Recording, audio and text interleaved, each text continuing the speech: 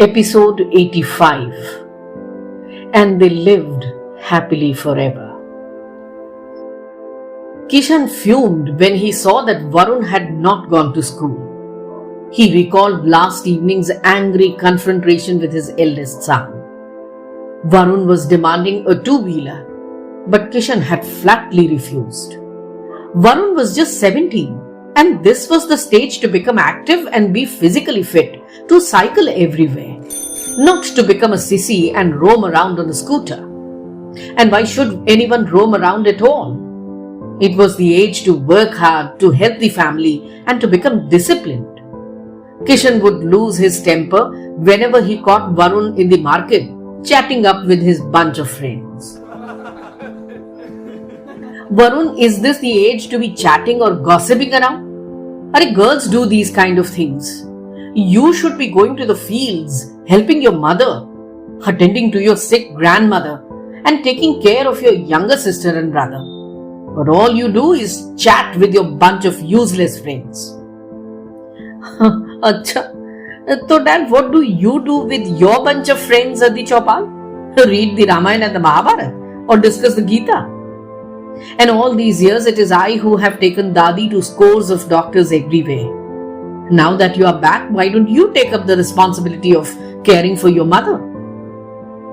Kishan's blood boiled and he wanted to slap Varun. But Narmada, his wife, caught his arm and asked him to calm down.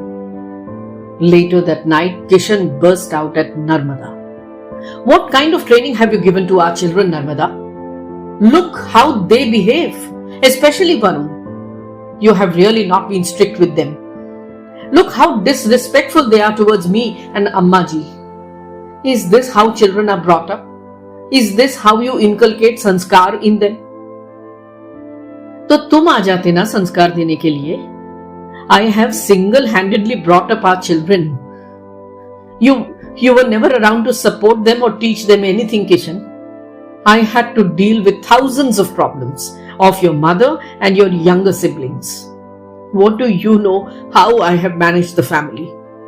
From cooking the food to managing the house on your meager salary. From keeping an eye on the fields to bearing the tantrums of your brothers and sisters. I have done it all alone, Kishan. And your siblings were given sanskar by your parents, right? Then where are your brothers now? Why haven't they ever come back to take care of Ammaji? Or contribute money for her medical expenses? Or repair this house? Or help us in caring for our fields? In all this chaos, I couldn't let my children feel like second-grade citizens. I had to shower all the love on them because no one else bothered about them. So, firstly, stop blaming me, and secondly, withdraw money from your provident fund and get a two-wheeler for one. You don't know your son, but I do. Ziddi hai. Two-wheeler nahi mila, so he will not go to school. Kishan was 17 when his father passed away. One younger sister and two younger brothers had to be taken care of. Kishan was a promising wrestler, but he had to quit wrestling to take care of his family. He got recruited as a sepoy in the Indian Army. When he was leaving to join duty, Shyam and Santosh, his younger brothers, and Ammaji began to cry. Kishan too became teary-eyed. Kishan would send home his entire salary. 4 years later, Kishan and Narmada got married. Narmada had heard a lot about the beauty of Uttarakhand, where Kishan was posted these days. She couldn't wait to join him there and go on a holiday to Nainital or Mussoorie. But Kishan knew that Ammaji will be most displeased if he mentioned even once to take Narmada with him. Moreover, Narmada had studied up till the 12th standard and hence knew how to withdraw money, place trunk calls, read and write letters, and look after Shyam and Santosh's education. For all these reasons, Kishan never allowed Narmada to live with him. He remembered how on his yearly leave, Narmada would beg him to take her as well. But each time Kishan made some excuse. His posting was not a family station. He was posted in a Naxal area where the families are stationed 300 kilometers away. He was in the Dras sector where the terrorist situation is very scary, and so on. 3 years later, when Varun was born, Kishan was overjoyed. For the first time, leaving his village became so difficult for Kishan.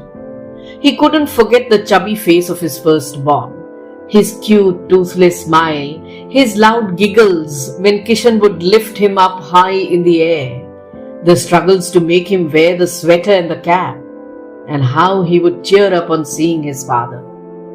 It was almost 8 months before Kishan could manage to take his annual leave and go back to his son. Varun had begun to walk now, and Kishan wanted to spend each moment with his son. But Ammaji and his brothers constantly demanded his attention. He had to help Shyam to set up a dhaba on the Chandigarh highway. Kishan didn't realize when and how 56 days of his annual leave got spent. With lot of tears and a set of false promises, Lance Nayak Kishan Talwar travelled back to his station.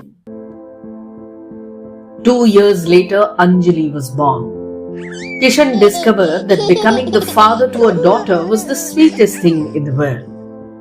For once, he did not pay any heed to Ammaji, who constantly chided him to not lift up the little one in his arms all the time. Niche rakh de chori ko Kishan. Fathers doting like this on their daughters does not look good. Keep some distance from them. Again, in this annual leave of 60 days, Kishan had to settle Santosh and Sheetal. Santosh had gone to Delhi to study in a college. The attractions of the city were too tempting, and hence he had refused to come back to the village. He wanted to marry a rich businessman's daughter who had promised to make Santosh a partner. Kishan refused, as he felt that Santosh was just attracted by the money and was selling himself. But 2 months later, Ammaji told Kishan that Santosh was hell-bent to marry that girl and assist his future father-in-law in the business. The world has changed, Kishan. What if Santosh marries that girl without us? What face will we show to the society, to our relatives, neighbors? हाँ बोल दे रे तू, हाँ बोल दे. When Kishan came to attend Santosh's marriage, for the first time he felt detached and alienated from his own family. Narmada now hardly ever displayed the same warmth, passion and tenderness for Kishan as she had done earlier. She would still make his favorite dishes, knit sweaters for him, iron his clothes, and even go out on walks at the riverbank in the evenings. But that magic touch, that softness had all gone.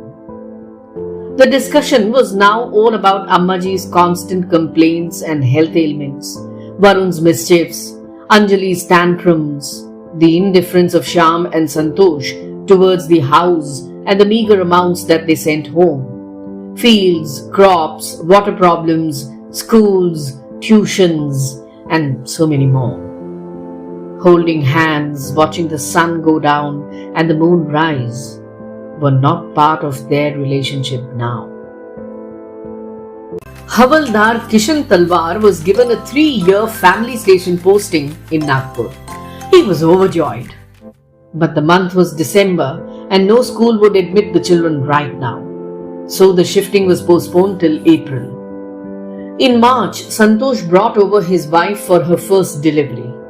There was no one to care for her during her pregnancy. That year it rained terribly.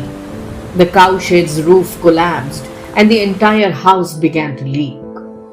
Ammaji became paranoid that if Narmada and the children shifted to Nagpur now, how will she manage the house repairs all on her own? Kishan didn't even realize when the 3 years of family station posting got over. When Ammaji informed him about the birth of Paras, for the first time Kishan didn't feel the excitement of rushing home, which he had felt at the time of Varun and Anjali. In a way, he was happy that army did not give the special leave for the birth of the third child. He finally met his youngest child when the latter was a year old. Paras treated his father like an intruder all through the latter's annual leave. Subedar Kishan retired after serving in the Indian Army for 23 years. His farewell was attended by the Lieutenant General also. He had spent the last 4 years of his service at Ludhiana, and he had developed a close friendship with Diljit, Harpreet and Milkha. The three of them were in the woolens business. They gave Kishan a warm hug and begged him to keep on visiting them once in a while. The grand farewell of Subedar Kishan was in stark contrast to the indifferent welcome he received on reaching his village and his home. Kishan discovered how little he knew his family. The children, Narmada, even his mother appeared to be strangers to him. Varun hated the sight of Kishan and avoided him like the plague. Anjali was lost in her world of fashion, cosmetics, Shah Rukh Khan posters, films, and planning secret rendezvous with boys. Even the fields and crops were more efficiently managed by Narmada. However, with years of non-stop work, her entire outlook had hardened, and she hardly cared about Kishan's presence in the house. Narmada, Diljit has written to me again.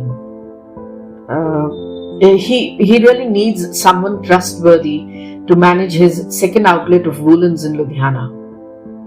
I was thinking that I should take up his offer.